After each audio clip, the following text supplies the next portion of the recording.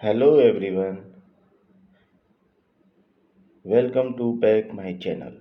I am जी सिंह और आज मैं आप लोगों के साथ डिस्कस करने वाला हूँ M A history MHI09 IGNOU का M A history MHI09 book का नाम है भारतीय राष्ट्रीय आंदोलन।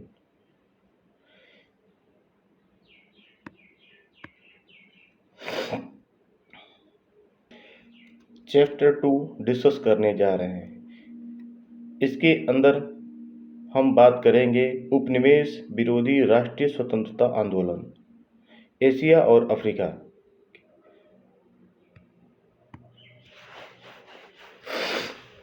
18वीं-19वीं शताब्दी में इंग्लैंड, फ्रांस और जर्मनी आदि शक्तिशाली देशों ने अपने राजनीतिक एवं आर्थिक समृद्धि के लिए एशिया और अफ्रीका के पिछड़े देशों में अनेक उपनिवेश स्थापित किए।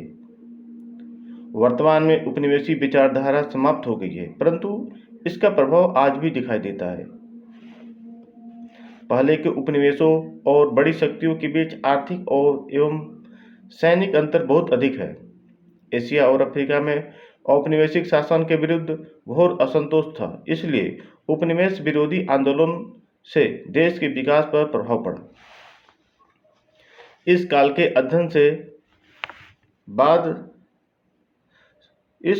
अध्ययन से बाद शासनों के विषय में भी जानकारी मिलती है जो स्वतंत्रता के बाद स्थापित हुए। इन राष्ट्रीय आंदोलनों में आंतरिक कारकों के साथ बाह्य कारकों की भी भूमिका थी। पेरिस और लिस्बन में होने वाला विकास फ्रेंच, अल्जीरिया, पुर्तगाल, अंगोला और मोजाम्बिक के संघर्षों के परिणामों को सुनिश्चित करता था। यद्यपि भाषा और प्रकाशन पूंजीवाद राष्ट्रीयता के उदय में सहायता करते हैं, परंतु कई मामलों में राष्ट्रवादी अभिजात्य वर्ग ने राष्ट्रीय भाषाओं और सार्वजनिक शिक्षा के प्रसार से राष्ट्रीयता को बढ़ावा दिया। भाषा राष्ट्रीयता का हमेशा आधार नहीं होती, क्योंकि धर्म ने भी राष्ट्रीयता को बढ़ावा दिया। धार्मिक राष्ट्रवाद कई मध्य पूर्व देशों से महत्वपूर्ण रहे हैं। हालांकि राष्ट्रवाद के दूसरे सूत्र भी इस क्षेत्र में मौजूद हैं। राष्ट्रवाद के उदय को पश्चिमी और गैर पश्चिमी विचारधाराओं के संघर्ष के रूप में नहीं समझा जा सकता। उपनिवेश विरोधी राष्ट्रीय स्वतंत्रता आंदोलन से विभिन्न देशों के राष्ट्रीय आंदोलनों का तुलनात्मक अध्ययन भी किया जा सकता है। हिंसा और अहिंसा। औपनिवेशिक शासन के विरुद्ध हिंसात्मक और अहिंसात्मक दोनों प्रकार के संघर्ष हुए। भारत में भारतीय राष्ट्रीय कांग्रेस के नेतृत्व में अहिंसात्मक आंदोलन चलाया गया। पहले फ्रांस और फिर अमेरिका के विरुद्ध वियतनाम में हिंसात्मक आंदोलन हुए। भारत और चीन ने शीत युद्ध आरंभ होने से पूर्व स्वतंत्रता के लिए खूब संघर्ष किया। इस प्रकार बर्मा, श्रीलंका आदि में प्रयास किए गए। राष्ट्रीय स्वतंत्रता आंदोलन को दो कारकों औपनिवेशिक शक्तियों और बाह्य हस्तक्षेप ने विशेष प्रभावित किया। औपनिवेशिक शक्तियों ने राष्ट्रवादी आकांक्षाओं को उचित रास्ते से व्यक्त करने का अवसर दिया। जिन देशों में ऐसा नहीं किया गया, वहां किसी विशेष नेतृत्व में आंदोलन चलाया गया, जैसे फ्रांस के खिलाफ ही ची मिन्ह का आंदोलन। चीन में उदारवादी राजनीतिक के अवसर कम थे, इसलिए वहां क्रांतिकारी आंदोलन शुरू हो गया। औपनिवेशिक विरोधी आंदोलनों को बाहरी शक्तियों के हस्तक्षेप से भी बढ़ावा मिला, जैसे चीन में और सोवियत संघ की सहायता से। उत्तरी कोरिया और उत्तरी वियतनाम कम्युनिस्टों ने नियंत्रण स्थापित कर लिया था। अनेक देशों में स्वतंत्रता आंदोलन बड़ी शक्तियों की प्रेरणा से शुरू हुई। इस प्रकार बाहरी शक्तियों के निवेश का आज़ादी में अहम योगदान था। जब किसी देश की संप्रभुता पर आघात होता था, तब वे औपनिवेशिक शक्तियों के खिलाफ आंदोलन करने को तैयार हो जाते थे। जैसे 20वीं सदी के प्रारंभिक दशकों तक औपनिवेशिक शक्तियों ने ऑटोमन शासन को कमजोर करने के लिए अरब राष्ट्रवाद को प्रोत्साहित किया, परंतु कोई विशेष अंतर नहीं आया। राष्ट्रवादी विचारधाराएं। बेनेडिक्ट एंडरसन के अनुसार राष्ट्र और राष्ट्र राज्य के वर्तमान स्वरूप का विचार फ्रांस की 1789 की क्रांति में विकसित हुआ। इसके बाद प्रिंट, पूंजीवाद और अभिजात वर्ग के सहयोग से राष्ट्रीय भाषाओं को बढ़ावा मिला, जिनके माध्यम से संपूर्ण विश्व में राष्ट्रीय विचारधाराएं फैल गई। इसके विपरीत पार्थ चटर्जी ने बताया कि भारत में राष्ट्रवादी विचारधारा निजी और आध्यात्मिक रूप से विकसित हुआ। वस्तुतः राष्ट्रवाद केवल एक या अधिक भाषा, जातीयता, नागरिकता और राष्ट्रवाद आदि तत्वों के आधार पर बढ़ाया जा सकता है। अधिकांश भारतीय राष्ट्रवाद की विचारधारा का विकास नेहरूजी के आर्थिक सिद्धांतों के आधार पर मानते हैं। 19वीं शताब्दी के आखिरी दशकों में सांस्कृतिक राष्ट्रवाद का अफ्रीका में अधिक प्रसार हुआ, जिसने अनेक लोगों को प्रभावित किया। अफ्रीका में अंग्रेजों के खिलाफ मजबूत तत्व उत्पन्न हुए, क्योंकि अंग्रेजों ने खेतों के लिए सबसे अच्छी जमीन पर कब्जा किया और रहने के लिए सबसे अच्छे स्थान को चुना। वस्तुतः यूरोपीय शक्तियों ने उपनिवेशों में नस्लीय कारकों को उत्पन्न करने में प्रमुख भूमिका निभाई। औपनिवेशिक शासन के अंतर्गत वहां शासकों और शोषितों के बीच अंतर स्पष्ट किया गया। औपनिवेशिक शासक अपने अनुसार ही साहित्य का विकास करते थे। इसमें विलियम जोन्स और मैकाले का नाम विशेष रूप से उल्लेखनीय है। मुस्लिम देशों में राष्ट्रवाद ऑटोमन शासन के पतन और मुस्लिम सत्ताओं के समाप्त होने के बाद पुनरुत्थान और परा इस्लामाबाद का उदय हुआ। इसको बढ़ाने में शाह वलीउल्लाह, सैयद अहमद बरेलवी आदि का विशेष योगदान है। भारतीय उपमहाद्वीप धर्म, राजनीतिक पहचानों और राष्ट्रवाद को आकार देने में एक महत्वपूर्ण कारक था। इसके साथ भाषा, जाति और क्षेत्र के आधार पर विकसित पहचानें भी थी। यूरोपीय सांस्कृतिक और राजनीतिक वर्चस्व के खिलाफ प्रतिक्रिया उभारने में धर्म ने महत्वपूर्ण भूमिका अदा की। इंडोनेशिया में राष्ट्रवाद का विकास एक प्रकार से पहचान से जुड़ा हुआ था। सुकार्डो और उसके बाद सुहार्तो ने राष्ट्रवाद को धर्मनिरपेक्ष रूप से महत्व दिया। ईरान और इराक भी औपनिवेशिक साम्राज्यवाद के शिकार थे। अरब राष्ट्रवादी परंपरा पर आधारित थी।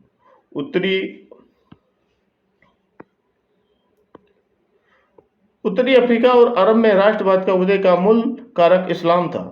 अरब राष्ट्रवाद की विचारधारा को नया आकार देने में धर्मनिरपेक्ष और समाजवाद का विशेष योगदान था। तुर्की में राज्य द्वारा धर्म को अपने अधीन रखने की प्रक्रिया स्विट्जरलैंड की 1926 पर आधारित समान आचार संहिता लागू करने के साथ हुई। इस्लाम के राष्ट्रीयकरण की प्रक्रिया में कुरान का पहला बार 1933 में तुर्की के अनुवाद किया गया। राष्ट्रवाद की बौद्धिक और सामाजिक उत्पत्ति। राष्ट्रवाद को शिक्षा से अधिक बढ़ावा मिला। एशिया और अफ्रीका के अनेक देश अल्पसंख्यकों, मिशनरियों, पर्यटक, विद्वानों और व्यापारियों ने यूरोपियनों के संपर्क में और ज्ञान किया।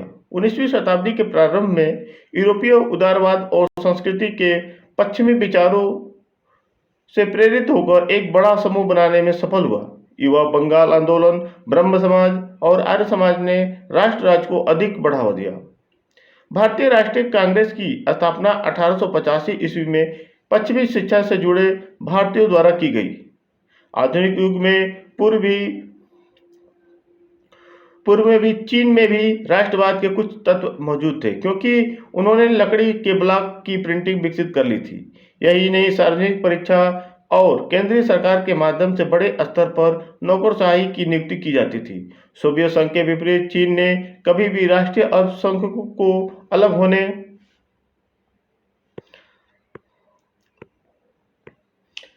होने का अधिकार नहीं दिया। हालांकि कोमितांग राष्ट्रीय अल्पसंख्यकों को कलान कहते थे। पूर्वी एशिया में राष्ट्रीयताओं की पहचान में अनेक कठिनाइयां आती रही।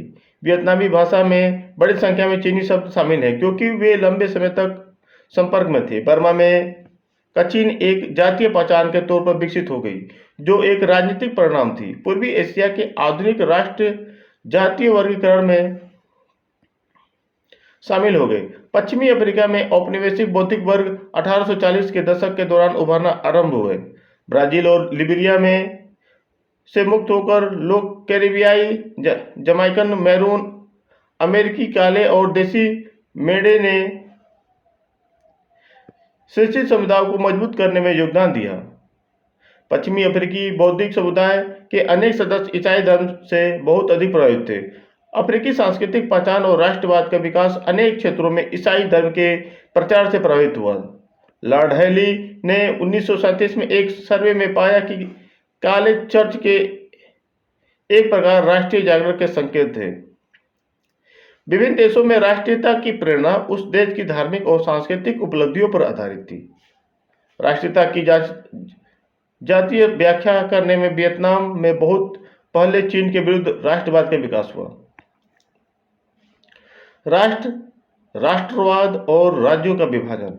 एशिया और अफ्रीका में औपनिवेशिक शक्तियों द्वारा विभिन्न तरीकों से उपनिवेश स्थापित किए गए। इसके अनेक आर्थिक और सैनिक कारण थे। अफ्रीकी देशों में यह क्षमता नहीं थी वे राष्ट्रीय आंदोलन के माध्यम से अपनी पहचान बना सके। उपनिवेशों के लिए यूरोपीय देशों की राजधानियों में निर्णय होते थे। उनकी जनजातीय, भाषाई और जातीय पहचान को ध्यान में नहीं रखा जाता था।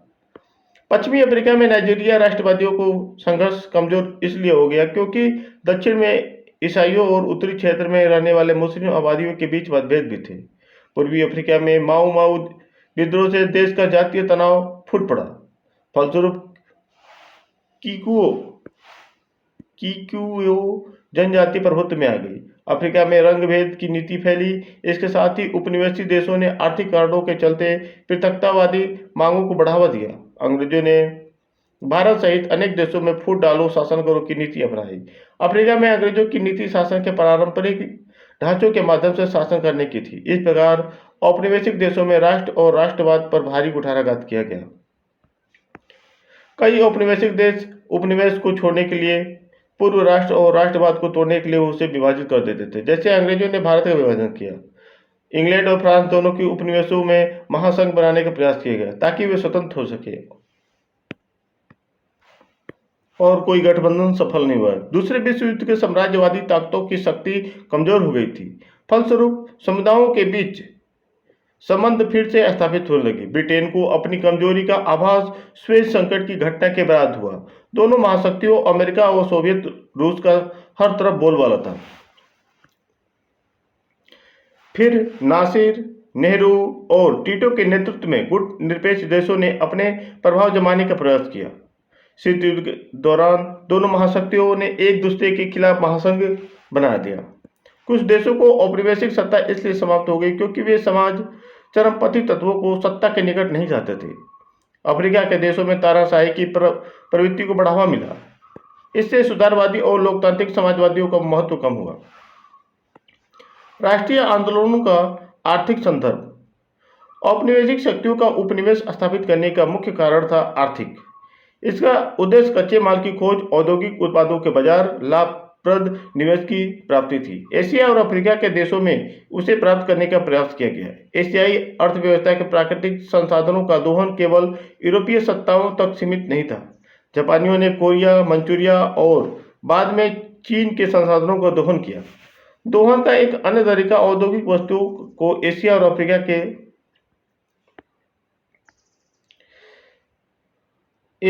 अफ्रीका के पिछड़े देशों में निर्यात करना था। किसानों से सस्ते दामों पर कच्चा माल खरीदा जाता था, जिससे उनकी क्रय शक्ति कम हो गई। औपनिवेशिक शक्तियों ने उपनिवेशों में मुक्त व्यापार की पद्धति को अपनाई। भारत, दक्षिण अफ्रीका और यहाँ तक कि छोटे देशों में घरेलू उत्पादकों में औपनिवेशिक सत्ता का विरोध होने लगा। इसने आर्थिक राष्ट्रवाद और राष्ट्रीय स्वतंत्रता के संघर्ष को बढ़ावा दिया। आम लोगों को सन 1930 की मंदी के दौरान अनेक कठिनाइयों का सामना करना पड़ा। आर्थिक अवसरों की कमी के कारण कई किसानों और आम लोगों को ऐसी ताकतों से जूझना पड़ा जो औपनिवेशिक सत्ता के आर्थिक दोहन की लड़ाई लड़ रहे थे। राष्ट्रवाद का उदय पूंजीवाद के साथ जुड़े सामाजिक वर्गों के विकास के साथ हुआ। यहाँ स्टालिन और सोवियत संघ के राष्ट्रीय सिद्धांतों से स्पष्ट है। बेलनर के अनुसार यह औद्योगिकीकरण के उदय से जुड़ा हुआ है। भारत में किसानों का राष्ट्रीय आंदोलन प्राय ऐसे संगठनों के हाथ से निकला जो बृहद राष्ट्रीय आंदोलन की सीमा रखना चाहते थे। उन देशों में जहां राष्ट्रीय आर्थिक मजबूत था और जन आधारित राष्ट्रवाद विस्तृत था, उनमें स्वतंत्रता के बाद आर्थिक विकास बड़े पैमाने पर हुआ। दक्षिण अफ्रीका में श्वेत अभिजात्य वर्ग के अंतर्गत नेशनल कांग्रेस के नेतृत्व में छेड़े गए सशस्त्र संघर्ष के कारण नेल्सन मंडेला के नेतृत्व में अश्वेतों के बहुमत वाली सरकार की स्थापना हुई।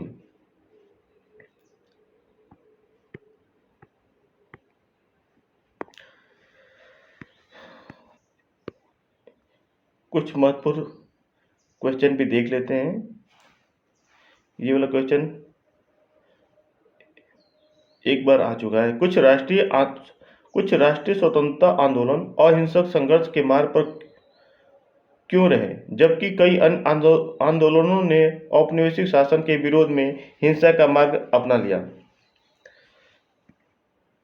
राष्ट्रीय आंदोलन के इतिहास को दो भागों में विभाजित किया जा सकता है: अहिंसक आंदोलन, हिंसक आंदोलन।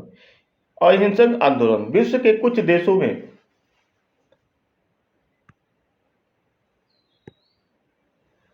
अहिंसक राष्ट्रीय आंदोलन चलाए गए। इसके प्रमुख कारण निम्नलिखित हैं। कई औपनिवेशिक शक्तियों ने उपनिवेशों को अपनी राष्ट्रीयवादी आकांक्षाओं को एक सीमा तक खुले और संवैधानिक मार्गों से व्यक्त करने का अवसर दिया। जैसे ब्रिटेन में प्रतिनिधि निकायों की स्थापना की, जिसमें उपनिवेश विरोधी राजनीति के उदार रूप को विकसित होने की स्वीकृति दे दी। फ्रांस अपने अनेक उपनिवेशों में ब्रिटेन जैसा तंत्र विकसित नहीं कर सका। उदार और संवैधानिक राजनीति के नेतृत्व में किसी उदार राजनीति के स्थान की अनुपस्थिति ने ही हो ची मिन्ह के नेतृत्व में वियतनामी स्वतंत्रता संघर्ष का उदय मार्ग प्रशस्त किया। हिंसक आंदोलन। कई देशों में राष्ट्रीय आंदोलन ने औपनिवेशिक शासन के विरोध में हिंसा का मार्ग अपनाया। इसके निम्नलिखित कारण थे। चीन के शहरी क्षेत्रों में कम्युनिस्ट पार्टी को हार से माओ को 1930 के दशक में गांवों को अपना आधार बनाने के लिए विवश कर दिया।